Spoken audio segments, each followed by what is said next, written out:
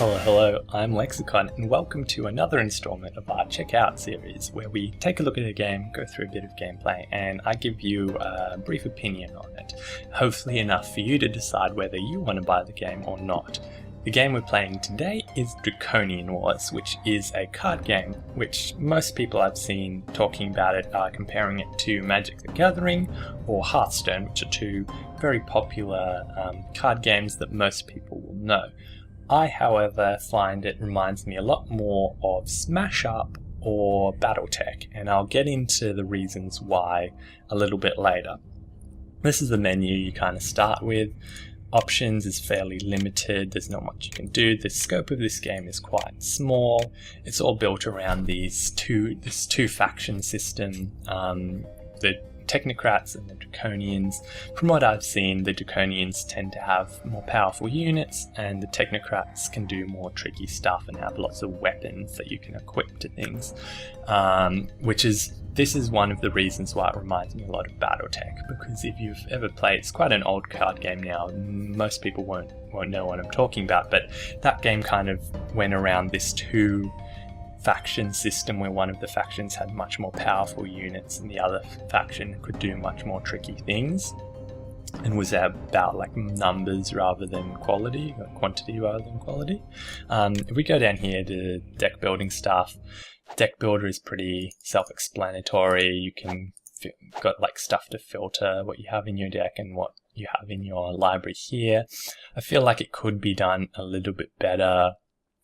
You could have more options in terms of looking through your library and stuff like that, but it's functional. And down here you can do some stuff like picking what sleeve you want, box, etc. So that's the a brief of that. And then the other option you have here is the shop. The shop I'm a little disappointed by. It's pretty much, they show you 10 random cards and you can choose whether you want to buy them or not. The color of the font is very low contrast to the background, which is a strange choice in my opinion, but whatever. So you buy cards with these points. You don't use real world money. These are in-game only, and you get points by winning games, and you can even get some from losing games, which I quite like. But it takes a couple of games to afford something nice. You'll find if you win a game, at least in single player, you get around 1,500 points for winning a game, and for losing you can get like 400, 300-ish. So that will give you an idea of how many games you have to play, at least in single player, to win or to be able to buy some of these cards. And yeah, you just go more cards and it'll show you 10 random more ones, where I feel like they could have done some stuff with being able to buy booster decks and things like that. There isn't a whole lot of cards at the moment. I think I've probably seen all the cards by now. You can also purchase avatars, which are just purely cosmetic, so that's dubiously useful. I'm pretty happy with just the free ones. I'm using that one at the moment. So sleeves, these are pretty cool though. I like these. So these pretty much effectively they're the art on the back of your cards in this. In real life they protect your cards and stuff, but in this it's just artwork. And so I purchased this one, which I quite liked. You can also have some interesting ones like the troll face and stuff, which is cool, but there's not too many options around that. I'm not sure how much more content they're going to be bringing to this, because it's not an early access game. I believe it's a full access game, so hopefully they will be updating with more cards, more sleeves, more avatars, but at the moment you can see by the kind of interface of things, it's quite a small scope of things available. I'm not sure how much they will be adding to that scope in future. So if we go back up here, I'll briefly show you the multiplayer options. Something I found cool was the global stats at the top. So they kind of show between who's winning in terms of the two factions, which is quite cool. And there's also neutral. You can splash neutral cards into either a Technocrat or a Draconian deck, and they're pretty much like mercenaries and tribesmen in this. Leaderboards is pretty cool. I'm 177 on the leaderboards with a rank of 0. So you can see there's not too many people playing at the moment. It is only 3 days into the release of this game, so that will probably change, I hope. At the moment, you won't be able to get a game online pretty easily. You can see here, no games found. I haven't seen anyone playing. If we go into single player, we'll take a look at the gameplay. There is a couple of tutorials. I found these, I mean, they give you enough to kind of start playing a game, but there's still a bunch of things that I'm not sure on. I've played a bunch of games. I have altered my starter deck and splashed in some stuff that I feel fit my gameplay method a bit more. You can see down here, you'll probably be familiar with what this is if you've played Magic or if you've played Hearthstone. It's just a brief kind of fingerprint of the deck showing the kind of card costs that are in here. This one's quite heavy on the low end. And this down here represents the fate amounts. So fate we'll get into in a sec when we start going into stuff. There's some challenge things you can play against kind of gimmicky decks. And then there's skirmish, which is like a couple of different games you can play. I'm not sure if you beat all these where you unlock more. I haven't beat many of them yet. I've actually only beat this one. But yeah, so and this one's you can verse your own deck, which is quite cool. Let's jump into this one because this is the one I'm best at so far. Cool. So it's kind of an objective-based game where you're trying to draw out your opponent. You want to give them 0 cards, and that's how you win. You can do that by a couple of different things, like battling and stuff. You often get them to discard heaps of cards, and then also controlling these 6 areas. These ones are air, and these ones, the horizontal ones, are land. So it's an objective-based kind of game, which, again, this kind of format reminds me a lot of BattleTech, and it reminds me, playing for objectives reminds me a lot of Smash Up.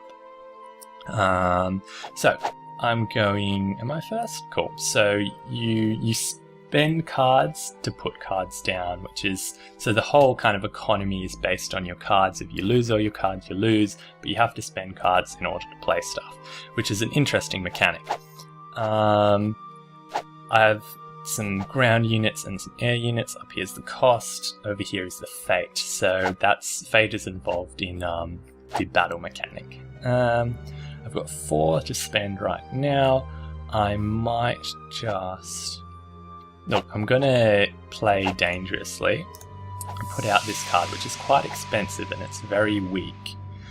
So if he plays something that can beat it, I'm probably going to be losing this card and discarding cards. But if he can't play anything and I control this area by him not having anything on it, this card makes him discard 2 extra, which is quite cool. May as well just equip him with that, why not? And then we don't want to move it, so we'll skip.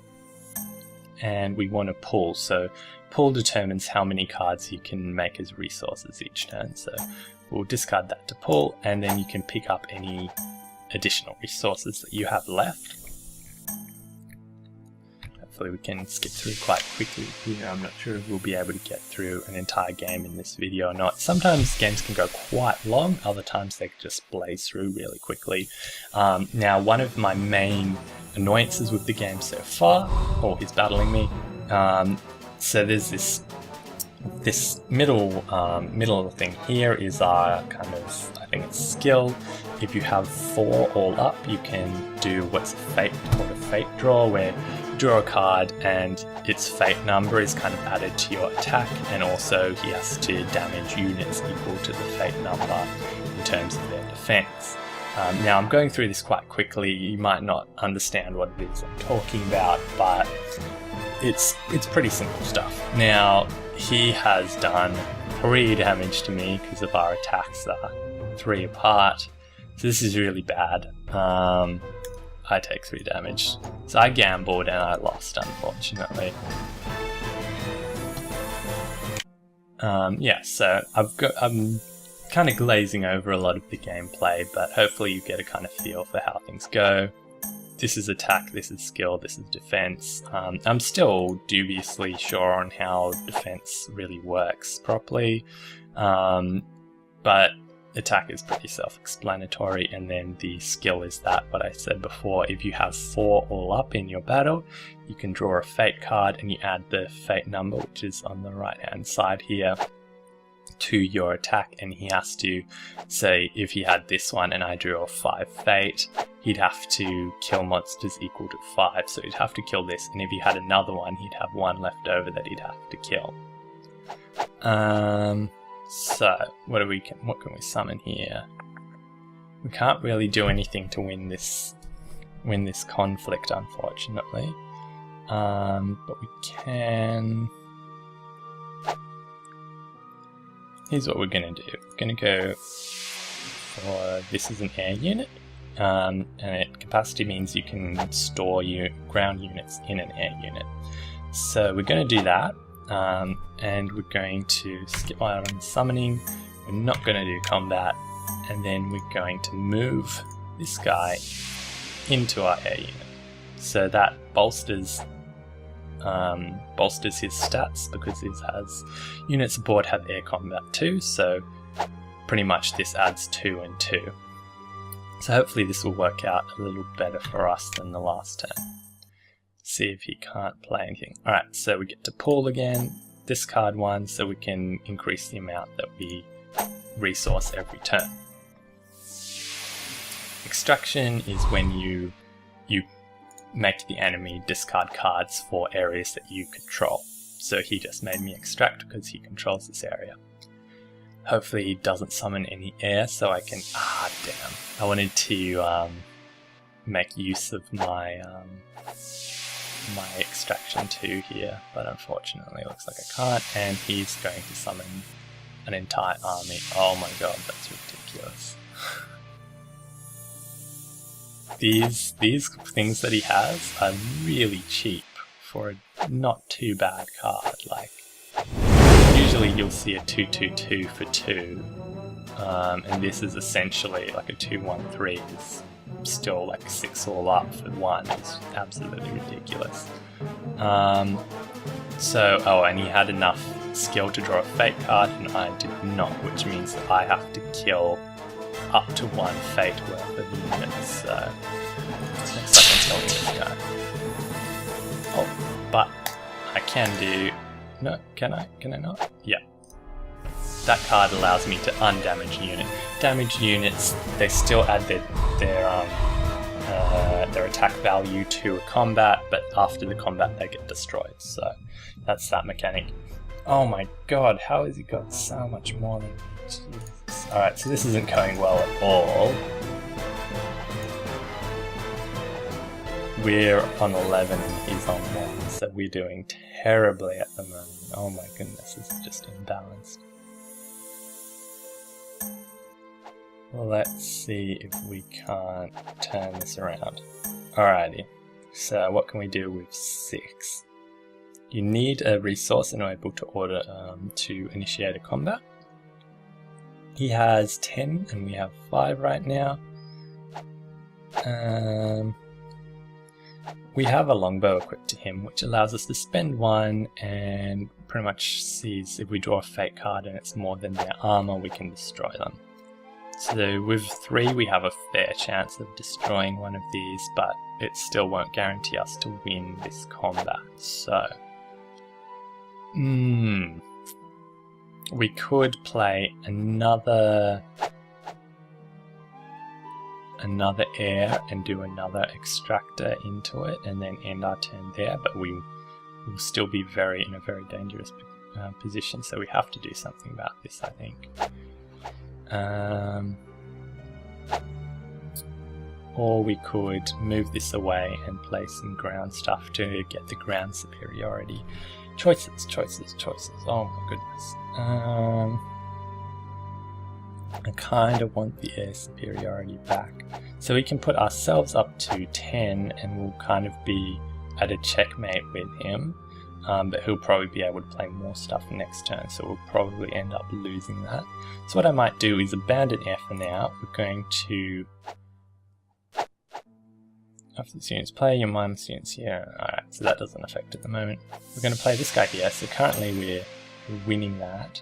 And we're not going to spend to initiate combat, even though we would completely win this combat very easily, because we need to save this guy. So we're going to skip, and we're going to move this guy to another area so he can't attack us next turn. So we will get extracted here, but oh well. What do we want to pull? We're on pull 6. Yeah, we probably should pull. Get rid of that. Let's see how this goes. Actually, we probably should go and get rid of that guy because he's pretty useless. For the moment, we don't have enough superiority to extract a huge amount of stuff. So hopefully he doesn't summon a ground unit here. Cool. And combat he can't do much here. And movement is going to escape us because we win that. And he's going to try and block us from getting the our extract 2 here. Cool. So we will get an extract 1 going this turn. And here we go. Cool. So we produce 7. We'll extract this. He does 1. So we've got him down to 5 and we're on 13. So it's not going to be. What was I saying before? Oh yeah, my main gripe with this game is that sometimes it just freezes. And sometimes you can't even just leave. You have to just quit out of the game, like Alt Control Delete. And other times you have to surrender. So I have a bunch of losers on my account just because everything stopped happening, so I had to surrender. So that they really need to work on. If it was an early access game, I'd be like, oh well, it's an early access, got to cut it some slack. But this has been released as a full release game, and that's quite a substantial bug to have in it. We have 2 cards here to play. We have 7, so we could play both of these. I am going to... yeah, let's try and match him in capacity there. Let's spend 1. No, we can't do that. Match him in capacity there, and then we'll put our extractor here so we can end up, hopefully if he can't do anything here, we'll get a massive extraction next time. He extracts 1. So there's some things about this game that I quite like how it's doing, but there's a lot of others that I don't. It's really hard to make any kind of strategy. Everything just gets wiped away really easily, and yeah, so I feel that it's not as balanced as something like Magic the Gathering, where you can strategize quite deeply, but one thing won't just absolutely break the game as easily as it will in this, I find. Sometimes they can get superiority and you're just done. And the way the combat works and the amount of cards you have to draw and they have to discard and stuff, I'm still iffy on how that calculates. So let's see. We calculate, oh, so this guy's extract doesn't actually affect. But we've moved a bunch, so that's cool. We couldn't do any combat, that's correct. I'm finding it quite unusual that he ran away from me there because, yeah, that's weird. What does he have attached to this? A fire blessing. Yeah, and I find that there's just not enough kind of spell cards to do tricky things and like removal. There's not very much removal apart from destroying monsters. When they have kind of artifacts, I'm just going to call them artifacts, I think they're called Gear Up and stuff like that, it's very, very hard to do any form of removal in this, which I find they're missing out on an opportunity there. Yeah, let's just draw out. So next turn we'll actually be able to do something. Ouch. That guy's pretty strong. So we get... ouch. Ouch, ouch, ouch, ouch, ouch. That's 4 extractions, so it looks like we're probably going to lose this. Another thing about this game is it's not close. It's never close. You get like a gap early in the game, and then that gap just worsens towards the end and get rolled. So you can really tell straight up from the beginning whether you're going to win or not. Maybe that's just been my experience of it, but a lot of the time you just be like, oh, alright, I'm double his cards, that means I'm going to lose, even if there's still 3/4 of the way to go. So yeah, it snowballs terribly, and there's very little you can do against a snowball like that. So we're going to extract 1. Whoop-de-doo. Let's see what we can do this turn. So we have a ton of air stuff. Kind of what I want to do is get air here and use this guy to add our air to a battle over here. So that's what we're going to try and do. So we can't use this guy. This guy's really cheap and quite powerful, but he uses up all of your cards, so you can't do anything else if you play him. So we're going to not. So we'll play him there, and then we have 3 to play with still. We still want 1 to initiate a combat here, and what do we have? He has 8, and we'll have 6 plus 5 is 11. So we'll probably win this.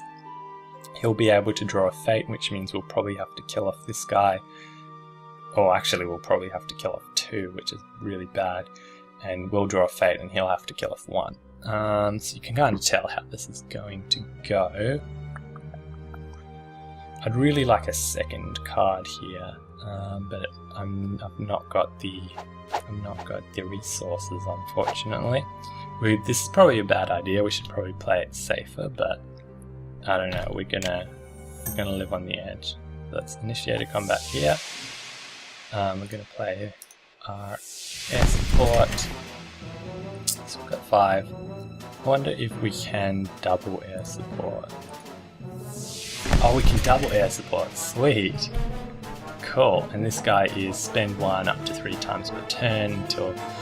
So I can add some more damage with his ability, but I kind of want to keep leftover resources for some other stuff like this, which will stop us getting extracted so badly next turn. So we're going to skip that disruption. Now the fate cards we've drawn, I got a fate 2, which is bad, I got a fate 5, so that is worst case scenario pretty much. So we have to kill both our guys off to match that fate amount, and he only has to do 1, so that went terribly. Let's continue.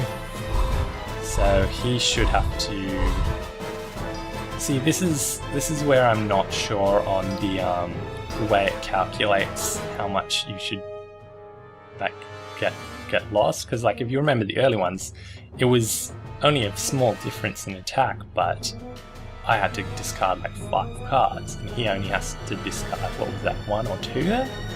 I think it's because you minus his attack from mine attack, so I have 5 left over. And then you minus, yeah, I didn't even know, I was going to say, maybe you minus the damage of defeated cards, the armor of defeated cards from it. I don't know, it wasn't explained very well in the tutorial, and I'm still not sure. Like, I thought I'd be doing a ton of damage to him there, but apparently I'm not, and I'm losing both my things. So it turns out that was just absolutely atrocious. Even though I completely destroyed him with that, I come out badly from that, because he still has 1, I have none. So you have to get used to the way things kind of work, and so I constantly make bad decisions in terms of battles I initiate. We really probably should move this guy so we can consolidate our power. But yeah, you have to be very careful in terms of the battles you initiate, because sometimes just nonsensically, at least to me, whoops, bumped my mic, it doesn't go your way, even though you have way more units and way more power. That aspect is probably just my inexperience with the game. But let's probably pull this guy, and we won't draw. So we're up to an 8 pull, which is around what I like to do. You can do quite a lot with an 8. Ouch, he has an extract, so we have to do 3. We're really close to losing now, and it's not even going to be close. Like I said, snowballs, and there's very little you can ever do to come back from a snowball. Oh, he's just playing more units.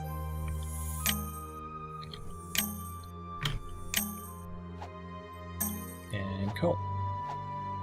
Alrighty, let's see if we can do something. So we're getting very low on stuff. We'll do 1 extraction. Cool. Now we can place some more air units. So we continue to have air superiority in a couple of places, I guess. I would really like to win a battle against these guys and shoot some of them off, but we won't be able to with just these two, unfortunately. But I might... Oh, did I not? I kept one resource so I could play this and stop him from drawing us out as many, but I completely forgot, which is something you'll probably do a lot in this game as well. We're going to play on here, so he has to kind of split up his stuff to stop congregating there, and hopefully we'll be able to do something tricky. We're not going to do anything, and we're not going to pull. We're going to draw one of these, and we're going to keep one so we can play this. That guy's extraction is going to be atrocious. Let's play that. So hopefully we only have to discard one because we played that. Awesome. Cool. And it's going to summon something. Oh, is it frozen? No, good. Sometimes when on the freeze, rather on the summon is when it freezes a lot for me. Far out, he's getting just complete superiority. We're going to be dead soon.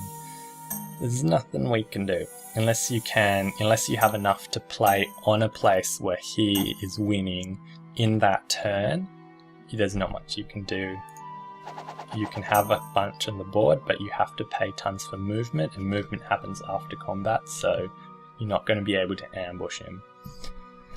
Let's do our extraction. We'll use up to 2, which is just not enough at this point.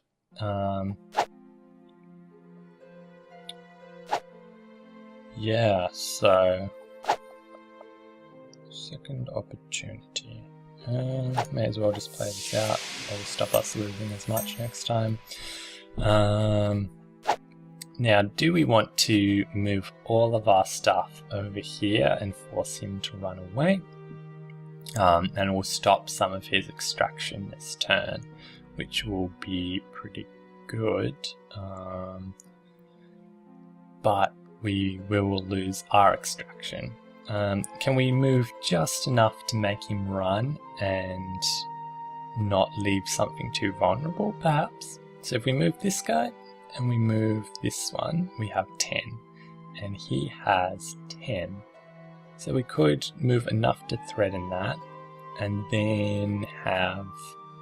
Yeah, we can do this. How about we just move these ones over here, and then this one was still pretty strong.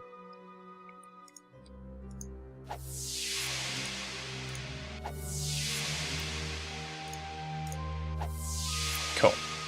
So we'll stop his extraction from this at least. And we'll continue on. Let's draw all of these.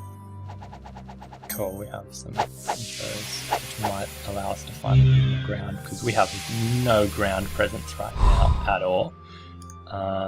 We're going to lose 3 cards here, but we can gain 1 back with that.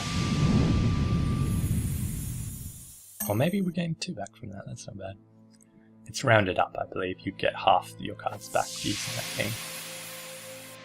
More ground superiority, so we really need to win a battle against him, otherwise GG pretty much.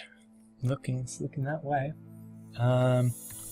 Let's try and get this all into one episode. It's like going a bit long, I know, I apologize. Hopefully we can just lose quickly here. And produce, extract. Can we play anything? Not really, not too much. We have 2 air superiorities. I'm not sure why I have more of these now. I thought we already played 2 of those, which means I guess they go into here rather than in your discard, and I didn't notice. We're probably going to lose this. I haven't calculated it, but yeah, this guy is able to do stuff, but I don't think he actually adds anything to this battle. He just likes doing stuff on his own, so we're going to ignore that. Draw phase 6, that's a good fate. that's bad for us. So we're going to have to get rid of one of these to match that. Let's continue. How much do we end up with? How much does he have? Sweet, so we're... Now, how much does he have to discard from this? Let's see. Nothing. Cool. So, yeah, not sure. I think it has something to do with the armor of the destroyed units that match, but yeah, sometimes you have to draw out like a ton, and other times it's like, oh, you completely owned them by 50 and oh, they discard one card. Again, probably my inexperience with the way the game plays, but that's a bit of a frustrating aspect. Let's quickly, we don't want to move anything, do we? No, we'll keep it like this. We want to pull, we'll draw out a couple cards, draw out all of them. Hopefully let's just get to the end of this so we can call it a day. Oh, Fireball is such an imber card, it makes me destroy 3. Very close to dying, only have 4 lives essentially left.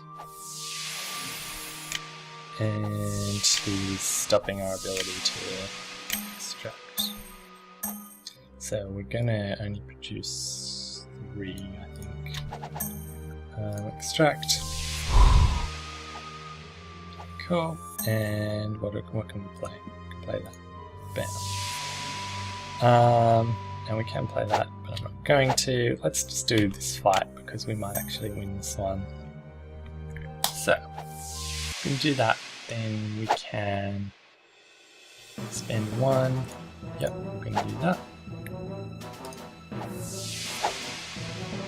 Yeah, it's not enough to kill him, or well, but we do have this guy's ability now, so that's 3 plus 3, and we're going to use air superiority and air superiority. Let's see how this gets for us. 4. So that was, there's only 1 unit here and it ends up being such a huge difference. That was actually good. Now it's actually not too much between us, but unfortunately we're not going to win at all. So let's continue. We're not going to pull, and we're going to draw this one out. Probably shouldn't put it. Probably shouldn't have left. I should have left it in so we had more to spend. Ouch! And this is going to be. Oh, this is pretty much us gone. I think we have 1 life left.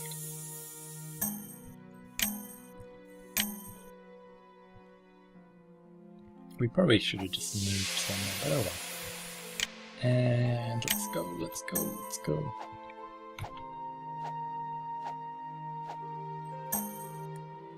And I don't really want to produce anything because we're gonna be screwed the second we draw that. We're gonna lose. Ouch. Why not summon this? Why not? Sure, and then we're done. And watch us get drawn out here. GG. And that is it. We lose. It's quite difficult. The difficulty level is quite hard. Maybe again it's just because I'm a noob and I don't understand a lot of the mechanics. Here's the kind of stats at the end, and you win stuff determining on how much you did. So we lost, but we still got around 400 points, which is cool. And we also get 3 cards. Most of the time these have all been really common and useless to me, but oh well.